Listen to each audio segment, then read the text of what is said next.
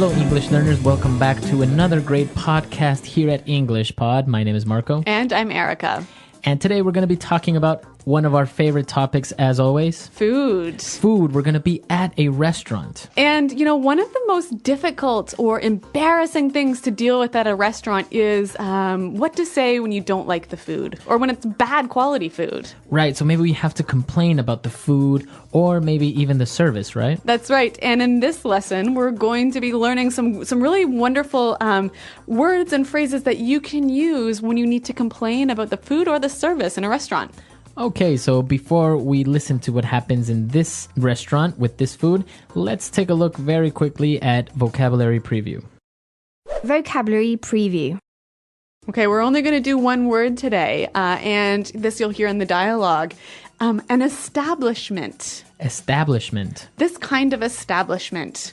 Okay, so when I say an establishment, that's a noun. What is an establishment?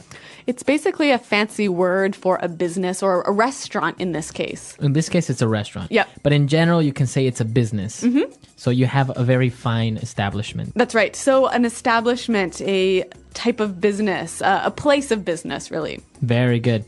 All right, so now it's time for us to listen to our dialogue. We're going to find out what's going on here. Apparently, there is a very angry customer, and we're going to find out why.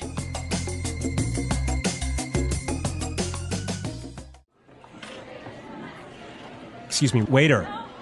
Yes, sir. What can I do for you? I've been sitting here for the past 20 minutes, and no one has offered me a glass of water, brought any bread to the table, and our appetizers haven't been served yet. In this kind of establishment, I'd expect much better service. I'm sorry, sir. I'll check on your order right away. Relax, honey. The place is busy tonight, and I've heard the food is amazing. Anyway. Here you are, sir. The foie gras for the lady and a mushroom soup for you. Waiter! I ordered a cream of mushroom soup with asparagus. The soup is obviously too runny, and it's over-seasoned. It's completely inedible. Okay, I do apologize for that. Can I bring you another soup, or would you like to order something else? Take this foie gras back as well. It's rubbery and completely overcooked. And look at the portion size. How can you charge $25 for a sliver of duck liver? Right away, sir. Honey, come on. The foie gras was fine. Why are you making such a big deal? Are you trying to get our meal comped again? What do you mean? We are paying for this, and I'm shelling out my hard-earned bucks. I expect value for money. Here you are, sir.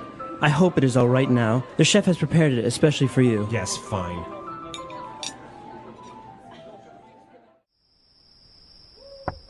Honey, are you all right?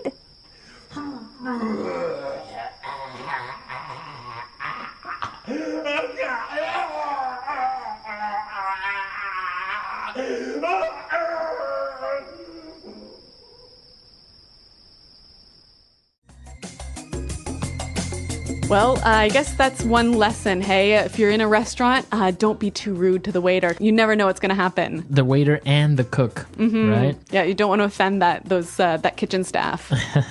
All right, so we'll talk about that a little bit later on, but now I think we had some really interesting vocabulary of how to describe food that is not well prepared, and we can take a look at that now in Language Takeaway. Language takeaway. All right, so the guy in this dialogue, he ordered a mushroom soup, and he complained that the mushroom soup was too runny. Okay, the soup is too runny. Runny. So he wanted a cream of mushroom, so it should be a little bit thicker. Yep. But in this case, it was runny. So when something is runny, it's too liquid. Too liquid. And I think we can relate it to a runny nose, right? Exactly. Okay, so when liquid is coming out of your nose, a runny nose, in this case, the soup is runny. All right. And another thing that he was complaining about, the food was over-seasoned. Over-seasoned. The food is over-seasoned. Okay, so if the food is over-seasoned, it's too salty. So it's another way of saying it's too salty. Yeah, it's kind of a fancy a cooking term. Now, can I say if there's too much pepper in the food, can I say it's over-seasoned? Well, technically, no. When a cook says something is over-seasoned, he's talking salt only. Only salt, okay. So the cream of mushroom is very runny, it's over-seasoned, and he said it's completely inedible. Inedible. It's inedible. Inedible. Now, this word edible, You can eat it. You can eat it. So we add this prefix inedible. You cannot eat it. This is not possible. Yeah. And it doesn't mean that physically you can't eat it. It just means it's pretty disgusting. Okay. This food is inedible. And then he started to complain about the other dish. And he said that it's rubbery. Rubbery. The foie gras was rubbery. All right. So I think we noticed the word rubber. So obviously, if a food is rubbery, it tastes, or it's too chewy. It's like chewing on the bottom of your shoe, right? Okay, so it's too hard to chew or to swallow. Exactly. All right. Apparently, the food was rubbery because it's completely overcooked. Overcooked. All right, we have overcooked. So when something is overcooked, I mean, it's easy to understand that it's cooked too much. But it doesn't mean that it's burnt, right? No, so maybe you've ordered your steak to be rare, but it comes to you well done. So it's not burnt, but it's cooked too much. So also, I guess we can say like chicken. Sometimes if you overcook chicken, it comes out too dry. Yep. All right, so to overcook something. And finally, he was complaining about the size of the dish, and he said, this is a sliver of duck liver. Okay, a sliver. A sliver. All right. Now, this word sliver is like a slice, right? A very small, tiny little slice. Okay, so we can say, okay, I just want a sliver of bacon for breakfast. All right, why don't we hear a few more examples of how we can use sliver? Example 1. No, John's on a diet. He'll just have a sliver of cake and no ice cream. Example 2. I'm really full, but it looks so delicious. Can you just cut me a sliver? Example 3. You call this sliver of beef on my plate a meal? There's almost nothing here. And those are all the words we had for language takeaway. Now you have... So we've given you different adjectives of describing food that is not well prepared. So now let's move on to some other phrases that the customer used to complain in Fluency Builder. Fluency Builder.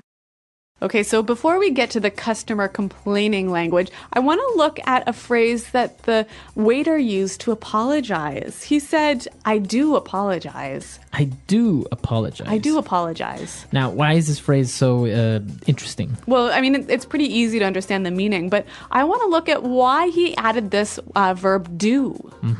Well, he added the verb do to this phrase to make it seem a little bit stronger, to give a little more power to his apology. Right. So if you have an affirmative phrase like I apologize, Yep. It's good. Yep. But if you want to give it a little bit more emphasis, you can say I do apologize. Why don't we give an example? So I might say this. Marco, I didn't know we had a party tonight. And I might say, what? I did tell you about it last week. Right, so you're just giving a little bit more power to the statement that you told me. So this do, did, does becomes an auxiliary to make it more powerful, to give it more emphasis. Yeah, exactly. So a neat little phrase, something you can use if you want to make your apologies sound maybe a little bit stronger. All right. Now moving on to the next phrase. He was complaining about the food and it was terrible, and he said, I'm shelling out my hard-earned bucks. Okay, let's break this one down into two sections. We'll start with shelling out. All right, so to shell out. So when you shell out, you pay for something. All right, but this gives you the sensation that you don't really want to pay. You're a bit unhappy about it. Right, so you want to shell out your money. Why don't we listen to some examples to show us how we can use this phrase to shell out? Example 1. Great. It's my girlfriend's birthday this month, so I'm going to have to shell out for a present. Example 2. I really want those shoes, but I can't really afford to shell out $400. Example 3. I can't believe it. Ella shelled out the $800 for the tickets. I thought I would have to pay. All right, so now that we understand shell out, let's move on to the second part of that sentence. My hard-earned bucks. hard-earned bucks. My hard-earned bucks. Okay, so bucks are dollars, right? Dollars. Only dollars, right? Yeah, not pounds, not euros. But his hard-earned bucks is money he had to work really hard for. So I can also say my hard-earned money, right? Or my hard-earned cash. Exactly. Very good. So you worked hard to get it. All right, so three great phrases that can be used when you're complaining in a restaurant. And why don't we hear them one last time in context by listening to the dialogue?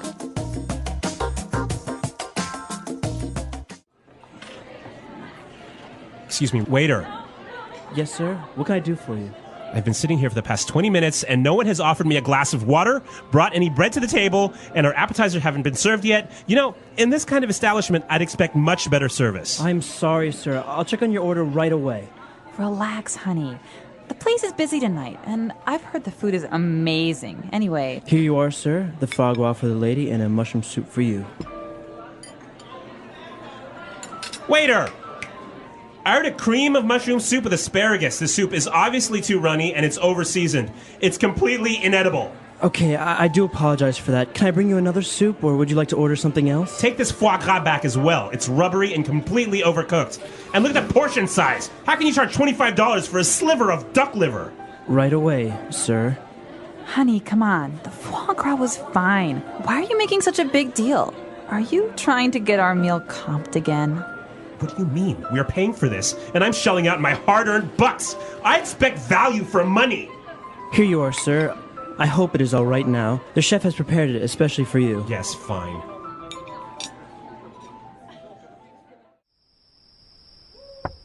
Honey, are you all right?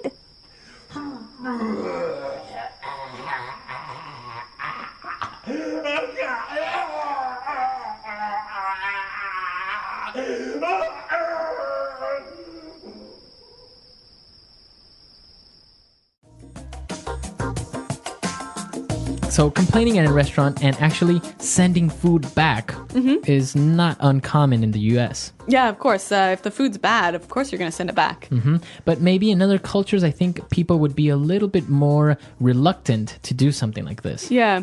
But hey, you know what's an interesting thing about the way Americans eat in restaurants is sometimes at the end of the meal, if they haven't finished everything, they might ask for a doggy bag. A doggy bag, yeah. Yeah. So what is that, a doggy bag? Well, usually if you order a big meal or, half your steak is left over on your plate, you would ask for a doggy bag and they would bring you a little box or a bag and you would take it to supposedly give it to your dog. Right. So it's sort of like you tell the waiter, the steak was so good, I couldn't finish it. Can I take some home to my dog? Right. So you would just ask, waiter, can I have a doggy bag? Right.